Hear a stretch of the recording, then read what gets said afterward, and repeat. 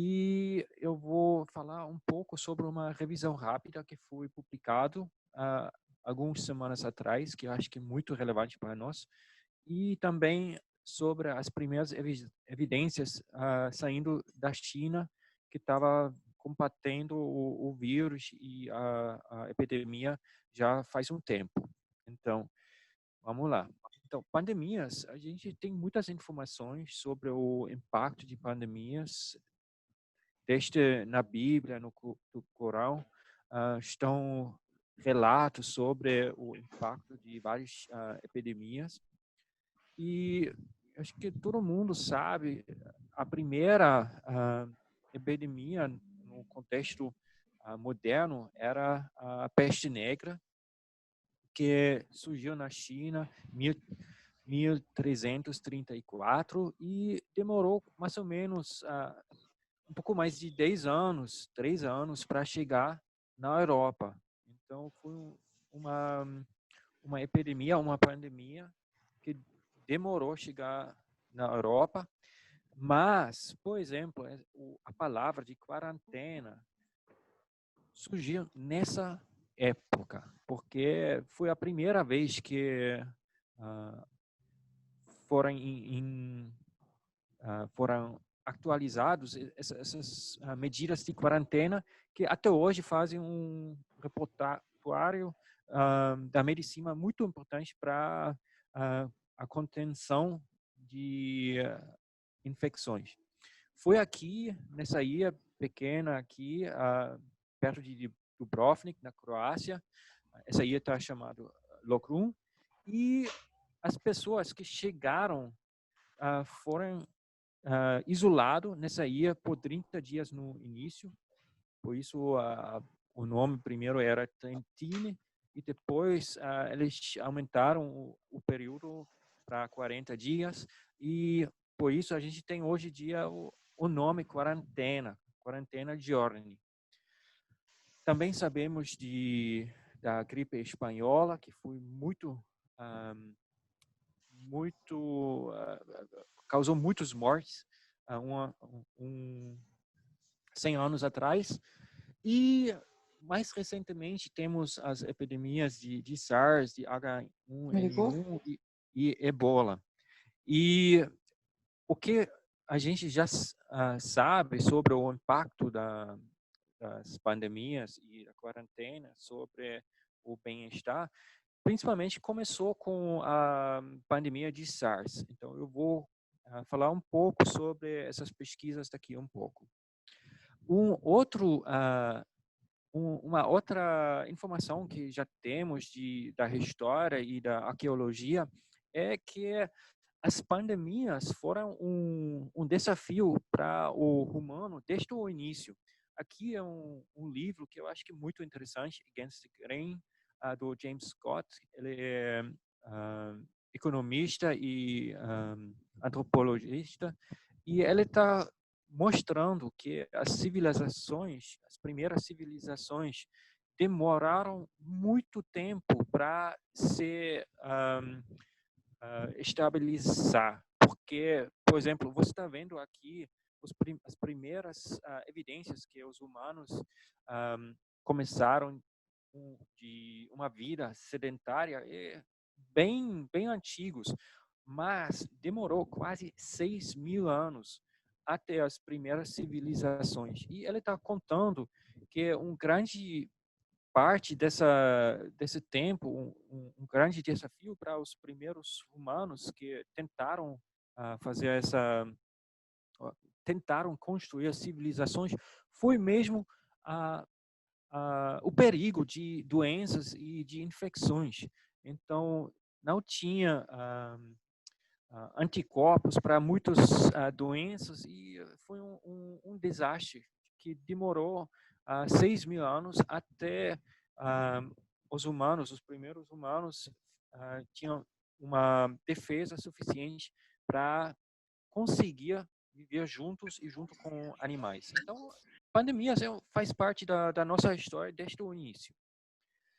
Rapidamente, eu quero falar um pouco sobre pessoas treinados, isso é muito importante, treinados que ficam em isolamento social em condições extremas, principalmente pessoas que fazem pesquisas no contexto polar, que vão para estações especiais, submarinos, tudo isso. E mesmo que essas pessoas recebam um treinamento extenso, aqui você está vendo algumas informações sobre o nível de coping. Então, como as pessoas se lideram com o estresse de estar no isolamento durante o inverno polar. O que você pode ver aqui são os meses aqui nessa arte e o nível de coping. E o que você está vendo aqui no inverno na Antártica, que começa em maio e dura até setembro, todos os níveis de coping estão bem baixos. Então, as pessoas, mesmo com um nível de treinamento e de preparação, estão sofrendo muito durante esse período de isolamento e de inverno que está completamente escuro. E isso também foi resumido numa revisão que foi publicada em 2017, que falou sobre os fatores psicológicos em meio ambientes bem extremos. Então, eles resumiram as evidências sobre essas pessoas que trabalham em estações especiais, no polar, submarinos, prisões, etc, etc. Então, um risco que eles falaram que é muito importante de avaliar é o risco de isolação. Eles falaram isso é um fator muito importante que afeta muito o comportamento e saúde mental das pessoas. Também tem muita evidência que também a deprivação sensória e também o overload de sensações podem ser um risco grande. Então, a gente pode pensar neste momento, por exemplo, a gente está as pessoas ficam em casa e estão vendo televisão, respondendo nas redes sociais de um lado, então você tem um overload de sensações, porque você recebe muitas informações, ou no outro lado você pode imaginar uma pessoa idosa que fica em casa sem falar com ninguém, então essa pessoa pode sofrer uma deprivação sensória que também está muito pode induzir estações graves do bem-estar. Também a gente, provavelmente vocês todos estão sabendo disso, então tem as desorientações temporais. Todos os dias, até eu estou me perguntando que dia é hoje, porque a gente não tem um ritmo, a gente não tem uma rotina normal, então a gente perde um pouco dessa sensação do tempo. Outro fator que é muito relevante é estressores termais, então temperatura. Eu acho que principalmente aqui no Brasil pode dizer o estresse com o calor. Você imagina, você tem que ficar dentro de casa, numa comunidade, sem ar-condicionado. Isso pode ser um estressor também bem relevante nesse momento. E o que o John Leach falou, que é muito relevante e muito importante, é ver as aglomerações de todos esses fatores. Então, a gente vai ter combinações de efeitos quando você está no isolação, ou sente isolação, ou você tem uma deprivação sensória, ou uma desorientação do tempo. Então, quando você tem essas combinações de fatores, isso é um risco grande. E uma coisa que é muito interessante, mas até agora tem poucas pesquisas sobre isso, são as diferenças entre patogênese e salutogênese. Então, quem sofre e desenvolve alguns transtornos mentais e quem de verdade cresce durante um desafio, e durante uma crise como a gente está vivendo neste momento. Então, o que seria muito interessante ver com mais pesquisas é como as pessoas construem, ah, como eles entendem essa crise neste momento e como eles usam essa crise para um fator de crescimento pessoal. Isso é um desafio bem relevante para nós, como pesquisadores, para entender melhor como a gente pode ajudar as pessoas a entender essa crise numa forma ah, positivo, que pode ser usado como um movimento, um momento de crescimento pessoal. Mas, enfim, vamos então começar a falar um pouco sobre os efeitos psicológicos e psiquiátricos de quarentena durante pandemias. E aqui eu vou usar principalmente essa revisão rápida que foi publicada recentemente no Lancet, foi publicado em fevereiro, final de fevereiro, de um grupo de Londres. E também eu vou referenciar esse livro aqui que foi publicado no ano passado, chamado Psiquiatria de Pandemias. Rapidamente, eu vou resumir os resultados de impactos psicológicos de quarentena, mas eu preciso primeiro falar um pouco sobre o base de estudos que a gente está usando nesse momento, principalmente para essa revisão rápida. A maioria das pesquisas foram feitas no contexto de SARS, então um pouco mais de 15 a 17 anos já. Tem alguns estudos sobre Ebola, 3 estudos sobre a H1N1 e 2 estudos sobre MERS.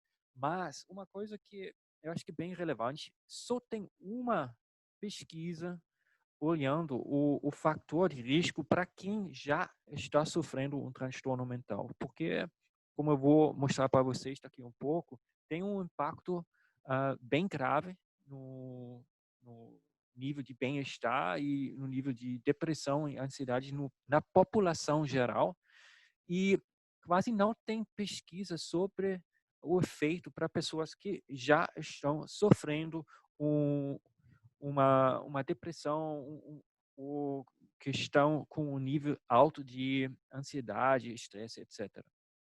Também não sabemos muito sobre quarentenas de larga escala, como a gente está vivendo neste momento, e também não tem muitas pesquisas longitudinais. Então, que a gente não sabe como esses transtornos se desenvolvem ao longo do tempo. Tem algumas pesquisas, mas a gente não está com uma base grande de evidências. Mas vamos lá, o que a gente sabe? Uma das pesquisas principais foi feito no contexto de SARS, principalmente no Canadá. Uma primeira pesquisa que foi publicada em 2004 mostrou acho que foi uma amostra de quase 200 pessoas e 30%, sim, está escrito aqui, quase 130 pessoas que foram isolados, e um pouco mais de 30% dessas pessoas mostraram um nível clínico de depressão, e quase 30% também mostraram alguns sintomas de estresse pós-traumático. Então, isso é um nível bem relevante que a gente tem que pensar como isso pode, essas medidas que a gente está usando agora para contenção da pandemia, como essas medidas necessárias afetam a população geral. Uma outra pesquisa, também no contexto de SARS, em Canadá, foi publicada em 2008 por Reynolds e colegas, e eles mostraram que muita gente estavam sofrendo vários sentimentos psicológicos. Então, o tédio, mais de 60% da população que estava incluído, e foi uma amostra bem razoável, mais de 1.000 pessoas que responderam. Então, mais de 600 pessoas responderam que eles sofreram tédio, isolação, frustração. Muitas pessoas falaram que eles ficaram incômodos ou preocupados. Muitas pessoas sentiram isolação geral, se sentiram que eles não conseguem liderar com uma vida normal, com tristeza e com medo. Então, foi um mapeamento de sentimento geral que mostra o efeito negativo de quarentena num contexto de uma pandemia. Então, isso é um primeiro ponto que a gente tem que se lembrar, que mesmo que essa quarentena e o isolamento, o distanciamento social é necessário, essa medida vai ter um efeito colateral e esse efeito pode ser um nível mais alto de depressão, de medo, de ansiedade, de frustração. Aqui uma pesquisa também feita no contexto de SARS, no Hong Kong, e mostrou que 30 meses depois, mais de 50% das pessoas que sobreviveram ao SARS, então eles foram infectados e mas se recuperaram. Mais de metade das pessoas sofreram uma episódio de depressão. 30%, ainda 30 meses depois, sofreram uma episódio aguda de depressão e 25% já se recuperam. Se você junta tudo isso, quase 60% dos pacientes sofreram um episódio de depressão. E também uma coisa que a gente tem que considerar o efeito com o pessoal que trabalha no contexto de saúde, no contexto hospitalar. Isso aqui foi uma pesquisa feita em Saudi Arábia, num hospital com mais de 1.000 funcionários, no contexto de MERS, e eles fizeram uma entrevista para entender como os funcionários de hospital se sentiram durante essa pandemia de MERS. E o que eles acharam, os pesquisadores, o que eles relataram foi, primeiro, muitos funcionários responderam que isso foi um período de cuidar de outras. Então, foi uma coisa positivo, mas no mesmo tempo, você está cuidando de pessoas que precisam a sua ajuda, mas você vai sair do hospital e você vai sofrer um prejuízo e um estigma de outras pessoas, porque a população em geral estava com medo de ser infectado. Então, foi uma coisa bem esquizofrênico se você está pensando que você está fazendo um trabalho que é muito importante, você sente que você está fazendo uma coisa que é muito relevante para a população geral e, no mesmo tempo, você se sente rejeitado e prejudicado pelas pessoas que você está tentando ajudar. E também as pessoas relataram que isso foi um momento de medo traumático e desespero, porque você está no contato com pessoas que estão infectadas e você está desesperado porque você pode sofrer essa doença ou você pode infectar seus queridos da família, seus amigos. E também eles relataram uma frustração com o negação e subestimação da doença ao lado da instituição, então do hospital e de outras pessoas. Então você está na linha de batalha e você não se sente como a sua instituição está apoiando você nessa guerra contra o vírus. Então foram essas quatro temáticas que eu acho que são bem relevantes para considerar neste momento que a gente está vivendo agora. Sobre alguns fatores de risco, de estressores que podem aumentar o nível negativo dessa medida de isolamento social, de distanciamento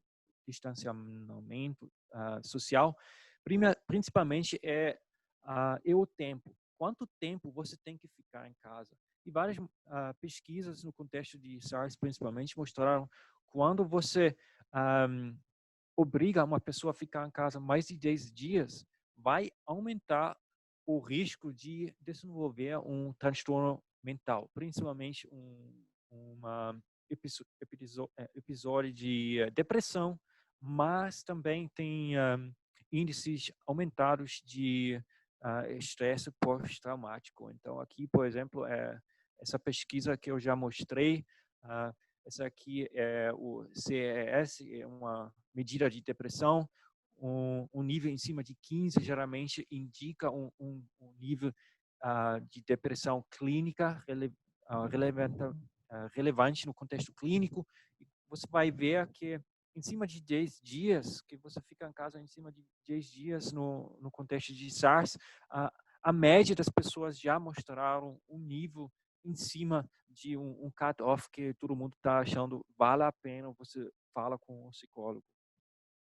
Tem muitas indicadores que o medo de infecção aumenta o nível de estresse e aumenta o nível de ansiedade e depressão. Também o tédio e ficar em casa sem fazer nada. Então, a perda de uma rotina tem um efeito muito negativo para as pessoas. Então, uma dica para todo mundo, você tem que desenvolver uma rotina para melhorar o seu nível de bem-estar, para não ser tão frustrado e não ser ou não sofrer esse nível de tédio. Uma coisa que foi muito relevante para principalmente as pesquisas feitas no contexto asiático foi essa sensação que você não tem suficiente medicamentos, comida, água e principalmente para as pessoas no contexto hospitalar, você não tem equipamento para se proteger. Então, uma coisa que a gente está vendo agora, principalmente com as notícias dos Estados Unidos, que essa falta de equipamento de proteção é um fator de risco muito alto para piorar o bem-estar dos funcionários de saúde. Também a falta de informação é uma coisa que é muito relevante para as pessoas. Então, se você está sofrendo uma falta de informação, você não sabe como você pode se proteger, isso também aumenta o risco de transtornos mentais. Uma coisa que provavelmente está na mente de muitas pessoas é o lado financeiro, então a perda de renda, a perda de apoio financeiro. Isso é uma coisa que foi mostrado já no contexto de SARS, lá no Canadá. Aqui uma tabela que mostra quem está com condições melhores. Então, você tem uma renda bem em cima da média, você vai ter menos risco de desenvolver um estresse pós-traumático e menos risco de desenvolver uma depressão. Mas quando você está na faixa baixa de renda, então você não tem muito dinheiro, você está correndo um risco mais alto de desenvolver um nível relevante, clinicamente relevante de depressão.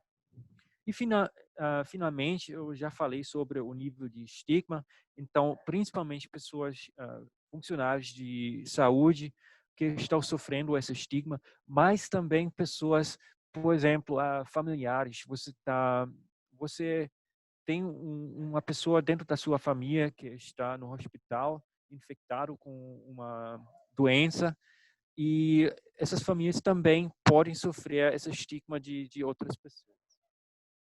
Então, isso aqui mostra alguns fatores que podem aumentar de risco de transtornos mentais durante uma pandemia e durante do isolamento social. Rapidamente, quero só falar sobre alguns efeitos colaterais que eu acho que é bem relevante também. Isso aqui foi uma pesquisa feita durante a epidemia de H1N1 nos Estados Unidos. Foi um experimento. Os pesquisadores fizeram uma entrevista com pessoas na rua e sempre tinha uma pessoa perto que estava torcendo ou mostrando alguns sintomas de uma doença. E mesmo que foi uma pessoa que não estava relevante nessa situação de entrevista na rua, as pessoas mudaram a percepção de risco para as pessoas mesmo. Então, nessa condição, quando você tem uma pessoa perto que está mostrando alguns sintomas de uma infecção, você vai pensar, você tem um maior risco de contratar uma outra doença, você vai pensar, você vai morrer de um ataque antes de idade 50, você pensa, você vai ter vai sofrer um acidente, e muito relevante aqui, você vai pensar pior, ou você vai evaluar a sistema de saúde de uma forma pior, ou de uma forma um pouco menos bom, quando você está percebendo uma pessoa perto de você com alguns sintomas. E eles também mostraram, nessa pesquisa, mostraram outros efeitos. Então, tem até efeitos colaterais sobre pensamentos políticos e vários outros tipos de risco que podem ser afetados durante uma pandemia como a gente está vivendo neste momento. Isso foi só uma descrição rapidamente, porque eu acho que vale a pena pensar como essa pandemia está afetando também outros fatores no contexto social. Então, para terminar a minha revisão rápida da literatura, vou falar um pouco sobre os primeiros dados de China, sobre os efeitos de COVID, que a gente já sabe o que aconteceu lá na China e como essas medidas de distanciamento social, isolamento social, que eles fizeram na China, que claramente foram efetivos, então funcionaram, mas como essas medidas também induziram um nível de estresse, de ansiedade e de depressão que a gente tem que cuidar, a gente tem que pensar como a gente pode ajudar as pessoas. Então, aqui é uma pesquisa que foi publicada recentemente, uma amostra geral, mais de 1.000 pessoas em quase 200 cidades na China. Isso foi feito durante a quarentena completa, então 85% das pessoas ficaram em casa completamente. E você vai ver também aqui o nível de ansiedade sobre o bem-estar dos seus membros da família está bem alto. E o que eu acho que é muito relevante para nós aqui é mais do que a metade das pessoas mostraram um impacto moderado ou extremo de estresse pós-traumático, e 16% da população que fez parte dessa pesquisa mostrou um nível que é relevante no contexto clínico de depressão, e quase 29% mostraram um nível de ansiedade que estão já numa faixa que a gente tem que indicar essas pessoas para um médico ou um psicólogo. Então, você pode imaginar o efeito numa população geral e o nível de estresse, de depressão e de ansiedade que está circulando numa população que está obrigado de ficar em casa.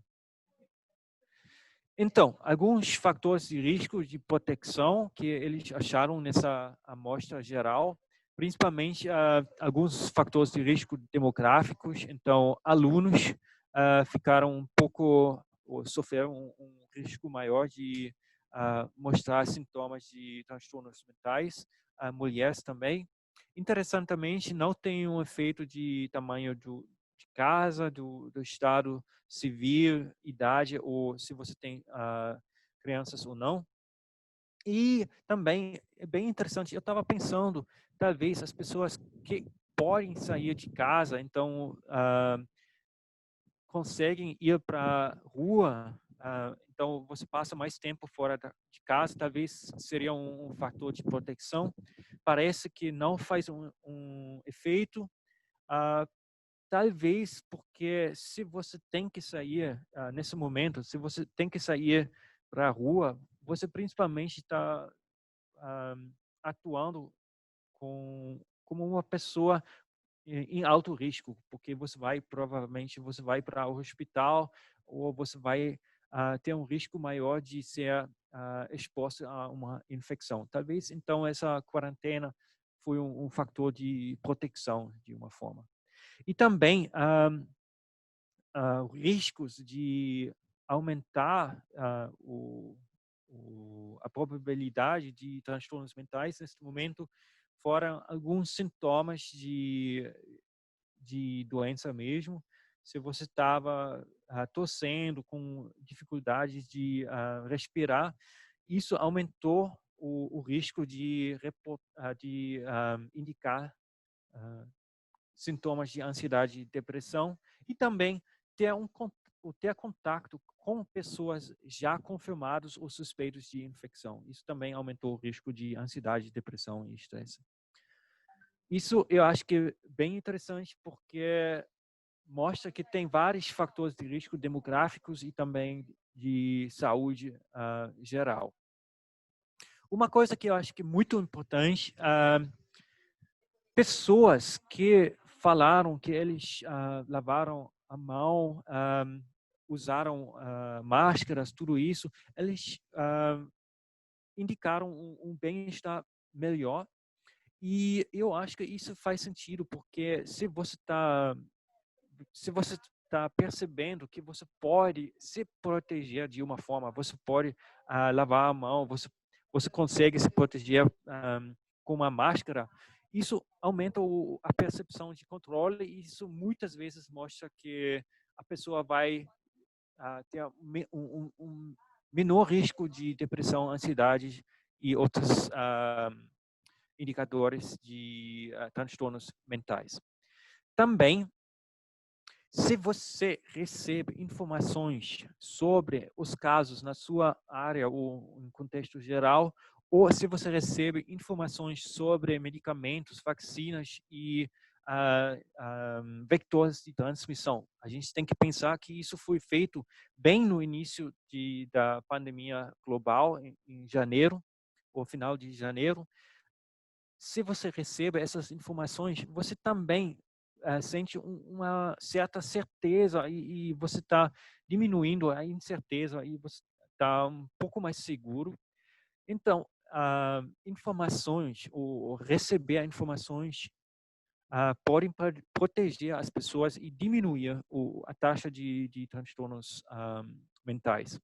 Então, para mim, uma mensagem muito importante nesse contexto é que a prevenção, o médico e o psicólogo e o psiquiatra têm que trabalhar juntos, porque as medidas de contenção e de informação de saúde complementam a intervenção psicológica. Então, a gente tem que trabalhar juntos, porque as duas coisas são relevantes para diminuir a taxa de risco de transtornos mentais, de uma forma geral.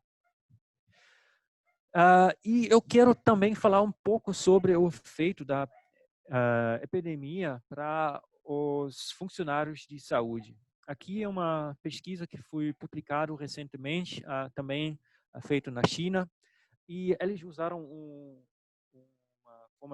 eles usaram uma amostra bem sofisticada. Eles fizeram uma pesquisa com 34 hospitais, bem no final de janeiro, início de fevereiro. Envolveram mais de 1.000 funcionários de saúde, e eles mostraram que pessoas que estão funcionários no sistema de saúde estão com o maior risco de sofrer transtornos mentais. Aqui são a percentagem de funcionários que mostraram um nível bem alto, de novo, um nível que já está na faixa clínica de depressão. Quase 50% dos funcionários mostraram um nível de depressão com uma relevância clínica. Mais de 40% mostraram níveis de ansiedade, altos níveis de insônia também, e um alto nível de estresse. Mais de 70% da amostra indicou que eles sofrem um alto nível de estresse. Isso é alguns números que eu acho que são bem assustadores, porque essas pessoas são muito relevantes para a nossa população. Eles cuidam das pessoas que mais precisam neste momento, e eles estão sofrendo muito e sofrem muito com depressão, ansiedade e estresse neste momento, quando eles precisam mais ajuda para cuidar de outras pessoas. Esse aqui foi um artigo publicado no Emerging Infectious Diseases recentemente, também está na página do CDC lá nos Estados Unidos, que está falando sobre as medidas que a China implementou durante a crise. Então, aqui eu vou mostrar algumas medidas que eles usaram durante essa crise aguda lá na China. E tem um suplemento técnico que eu peguei, aqui é uma tradução que eu estou mostrando. Primeiro, eles identificaram populações de alto risco. Então, quem está na população de alto risco de transtornos mentais, eles colocaram pacientes confirmados com COVID e também funcionários de saúde e pessoas que estão enfrentando essa crise da epidemia nas ruas. A segunda população são pacientes com sintomas, mas principalmente sintomas que não precisaram ser tratados no hospital, então isolamento em casa. E também pessoas que chegam no hospital com alguns sintomas, como febre, e agora você tem que tratar então, a febre e também a ansiedade das pessoas. O terceiro nível de risco são pessoas que estão em contato com pacientes, em contato com funcionários de saúde ou com outras pessoas que estão suspeitos de ser infectado. Então, isso principalmente inclui membros de família, colegas, amigos, e também pessoas que, por exemplo, bombeiros que ficam em contato, e policiais que ficam em contato com a população, e muitas vezes com pessoas que estão suspeitos de ser infectado. E principalmente o último nível de risco de transtornos mentais são populações que são afetadas pela pandemia e, por exemplo, ou sofrendo de isolamento social neste momento. Então, eu acho que isso é uma guia muito interessante, muito relevante para nós, para pensar como a gente pode ajudar as pessoas com alto risco de ansiedade, depressão e outros transtornos mentais. Aqui são os princípios que eles usaram. Então, eles recomendaram nesse documento técnico, eles recomendaram que a intervenção médico tem que ser integrado com uma intervenção psicológica, porque senão tem uma possibilidade de instabilidade social e você não vai conseguir a contenção da doença se você está enfrentando uma população que está em alto nível de ansiedade e estresse. E eles também falaram é importante, é muito relevante de focar as intervenções em grupos diferentes. Então, a gente tem que diferenciar as intervenções para os grupos diferentes de alto e baixo ou mais baixo risco.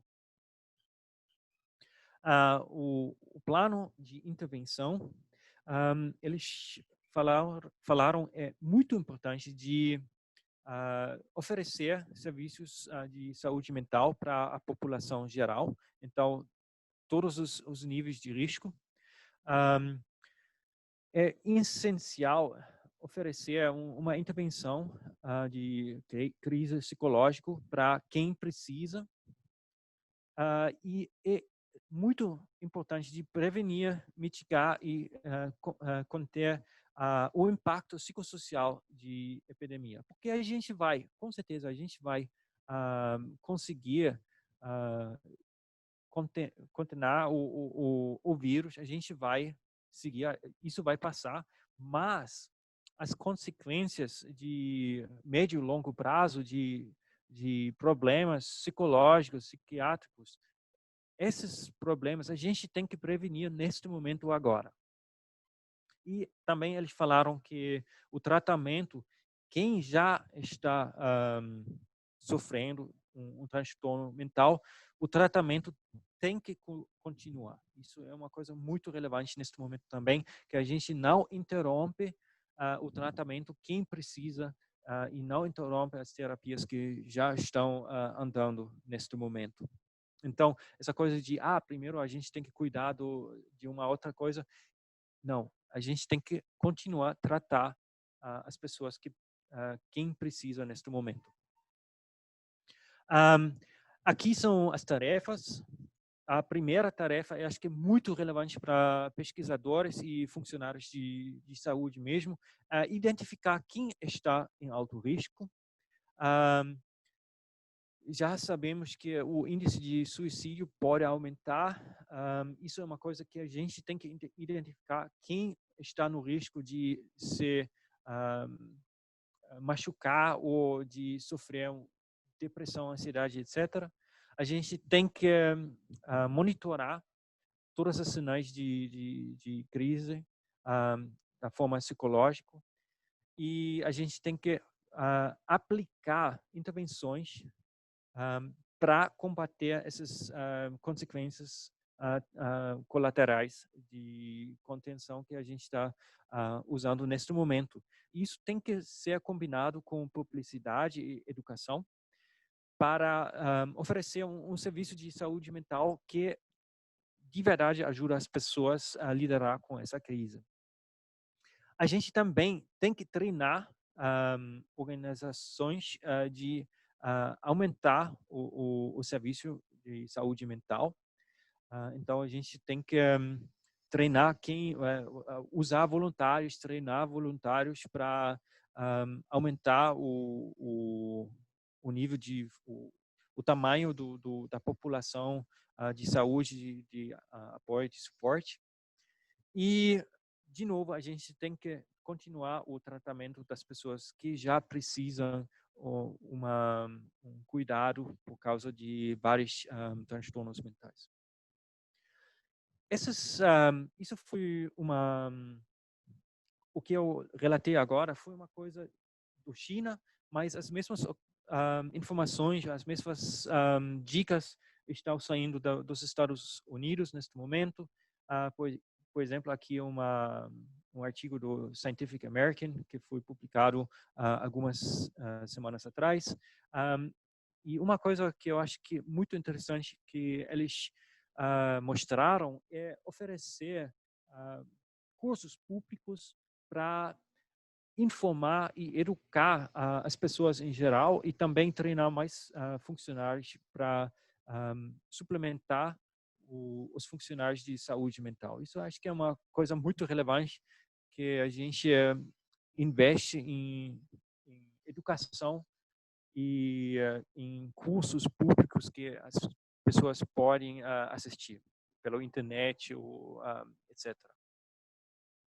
Finalmente, quero falar um pouco sobre o contexto de funcionários. Isso aqui é um artigo que foi publicado, acho que foi uma semana atrás, do Schoenfeld, lá do Stanford, e foi uma pesquisa qualitativa que enfocou como as pessoas nos Estados Unidos, então os funcionários de saúde, como eles se sentiram, o que eles querem neste momento. Então, vários fundos, vários coisas, ou fatores de ansiedade que eles identificaram, principalmente o ter acesso de equipamento protetivo.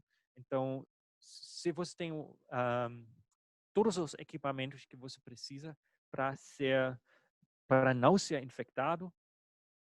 Também uma fonte de ansiedade que é muito relevante é ser exposto ao vírus no trabalho e o risco de trazer a infecção para casa, infectar a família. Então, isso é uma fonte de ansiedade.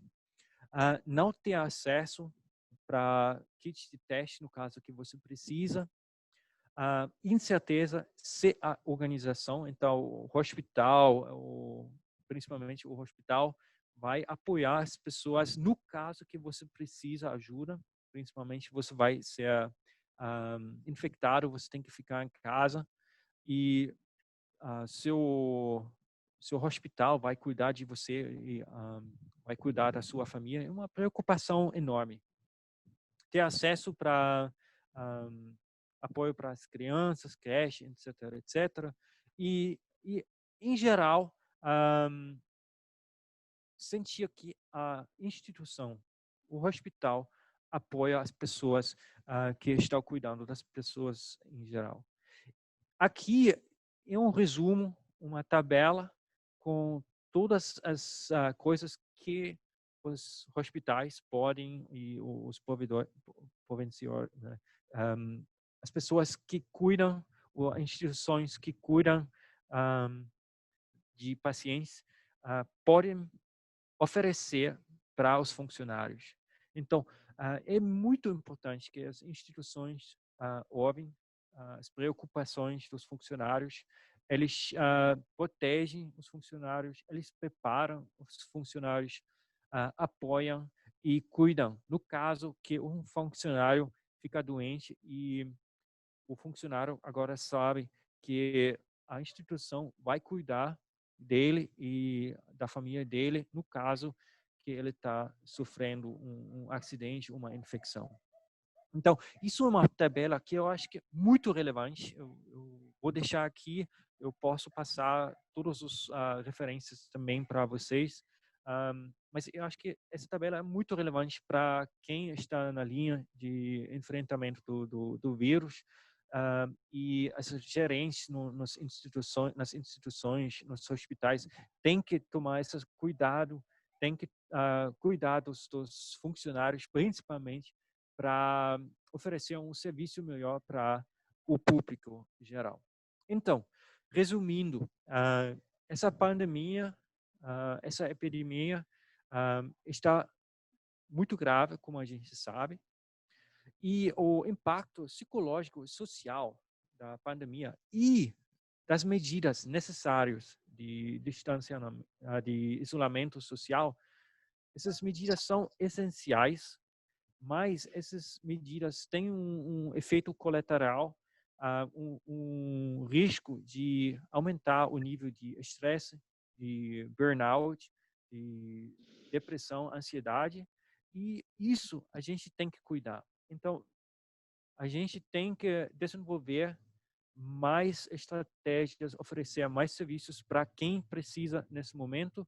E eu espero que essa revisão rápida das evidências mostram que, de verdade, a gente tem que enfrentar o vírus e a gente tem que enfrentar o nível do bem-estar da população e dos médicos e dos enfermeiros e todos os funcionários de saúde no mesmo tempo. Tá bom. Obrigado. E qualquer dúvida, por favor, seria bom ter uma discussão sobre essas pesquisas e o que a gente pode fazer.